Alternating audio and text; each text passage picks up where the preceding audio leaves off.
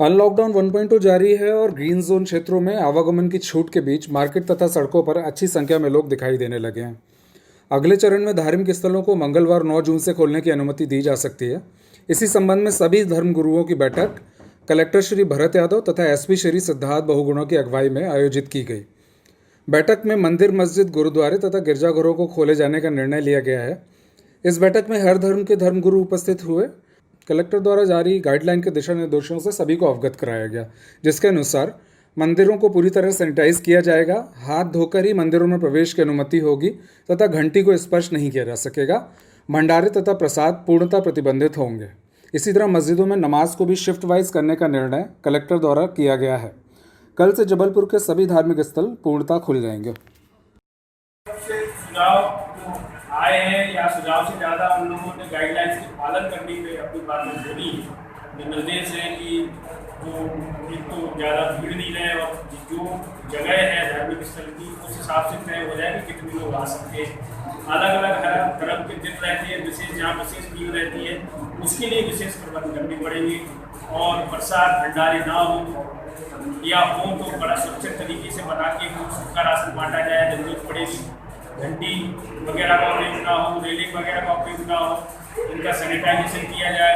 Toilet का कम से कम उपयोग हो, हाथ धोने की सैनिटाइजर की व्यवस्था हो, मास्क हो, स्कैनर की व्यवस्था हो और वहाँ पे भीड़ ना लगे। जितनी जगह है वो आज एसडीएम, सीएसपी और स्थानीय जो प्रबंधन है धार्मिक स्थल का वो तय कर देंगे कितने लोग ही आ सकते हैं इस जगह पे। फिजिकल डिस्टेंसिंग के साथ उतने ही लोग आएंगे और उल्लंघन होगा तो फिर जो नियम है, निर्देश है, उनके तहत तो कार्रवाई वहाँ पे भी होगी जैसी अन्य जगह। मस्जिदों में भी नमाज को लेकर असमंजस था कि कितने लोग आ सकते हैं, इसमें भी आज तय कर दिया जाएगा। नीचे लेवल पर बैठक करके एसडीएम, सीएसपी और जो मस्जिद की प्रबंध कमेटी है जगह के हिसाब से लोग तय कर देगी, उतने लोग आएंगे।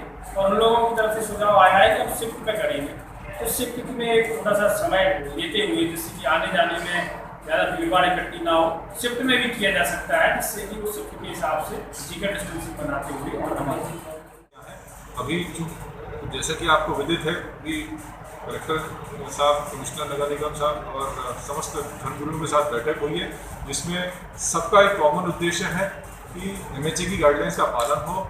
सभी की धार्मिक जो गतिविधियां हैं, जो पूजा अर्चनाएं हैं, नमाज है, प्रेयर है, वो भी संचालित हो जाए फिजिकल डिस्टेंसिंग के साथ। तो साथ ही साथ कोरोना का संक्रमण भी रुक जाए। जैसा कि आपने भी पहले पूछा कि संख्या जो है हमारे निचले जो हमारा जो जिला है, जो थाना स्तर का, जो एसडीएम, सीएसपी, वो सब बैठ करके ग्राउंड स्तर पे प्रत्येक जो धार्मिक स्थल है उनके कमेटी मेंबर्स, उनके जो संचालन करता है, उनके साथ बैठक करके सोशल डिस्टेंसिंग, फिजिकल डिस्टेंसिंग का जो मानक है उसको निर्धारित जो करके फिर एक संख्या जो धार्मिक स्थल जो प्रत्येक है स्पेसिफिक अलग अलग रहेगी, क्योंकि आपको विदित है कुछ धार्मिक स्थल बड़े होते हैं, कुछ छोटे होते हैं। तो इसलिए यहाँ पे इसको निर्धारण करना जो है उचित नहीं होता। वो स्थानीय स्तर पे प्रशासन, पुलिस के एवं धार्मिक स्थल के जो कमेटी मेंबर्स हैं, जो संचालन करता है, वो सब मिल करके इसको निर्धारित करेंगे और जो फिर उसका जो वायलेशन होगा उस पर फिर कार्रवाई। प्रशासन को विशेष तौर से बोल दिया जाए कि जिस थाने का जो अधिकारी है वहां मॉनिटरिंग करे।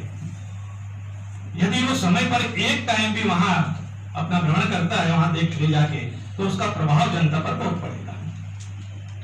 दूसरी बात, नर्मदा पर जो बात आई थी, अभी कलेक्टर साहब ने कही थी, तो नर्मदा पर हम लोग अखिलेश्वरन स्वामी जी जो भी हम लोग सब मिलकर बहुत समय से कार्य कर रहे हैं। नर्मदा पर इतनी गंदगी रहती है जिनको साफ करना तो सरकार भी हाथ रही है, वो सब देख। लेकिन आज जो पवित्रता हमको मिली है वो हम सब सुरक्षित रखें, तो उसके लिए एक ही कार्य है कि वहां की जो दुकानदार लोग हैं उनको किसी तरह हमको समझाइश देना पड़ेगा। दूसरी बात, जो कचरों के वहां ढेर लगाए गए हैं कि उसमें ही हम उसमें डालें, तो उसमें पी रहे हैं, चाहे किसी समाज के हों, किसी धर्म के लोग हों, तो वहां धर्म की बात नहीं आती।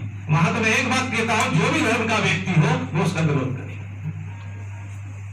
तब जाकर हम नर्मदा को सुरक्षित कर सकते हैं। ये हिंदुओं का, मुसलमानों का, सिख या ईसाई सबका काम है, सबको मिलकर ही उसकी रक्षा करना पड़ेगी, तब जाकर हम उसकी सुरक्षा कर पाएंगे। वहाँ जो भी व्यापार कर रहा है उसको भी हमको समझाई देना पड़ेगी, और वहाँ जो समितियां हैं उनको हम जरूर मौका देंगे।